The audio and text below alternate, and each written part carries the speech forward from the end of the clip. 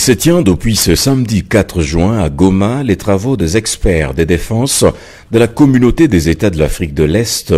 dans la perspective de l'activation de la force régionale sur la neutralisation de groupes armés qui écument l'Est de la RDC. Le coup d'envoi a été donné par le gouverneur du Nord Kivu, le lieutenant-général Constant Ndima. Il a eu le temps de circonscrire le cadre de ces travaux qui visent la concrétisation de l'une des options adoptées au terme du conclave de chefs d'État tenu à Nairobi au Kenya en date du 21 avril dernier. Le gouverneur et commandant des opérations au Nord Kivu a mis à profit pour brosser à l'intention de l'assistance les initiatives déjà entreprises pour mettre un terme au phénomène des groupes armés avant de saluer les options prises pour mettre fin à l'activisme de groupes armés locaux et étrangers. Parmi les résolutions du sommet des chefs d'État évoquées si haut,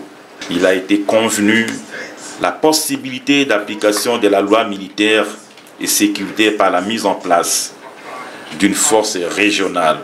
en vue d'aider à contenir et si nécessaire, à combattre les forces négatives conformément au pacte de non-agression de l'Union africaine en son article 5. C'est dans ce contexte que les responsables des armées du Kenya, du Burundi, du Rwanda, de l'Ouganda, de la Tanzanie, du Sud du Soudan et de la République démocratique du Congo se réuniront ici à Goma pour statuer sur les modalités de la mise en œuvre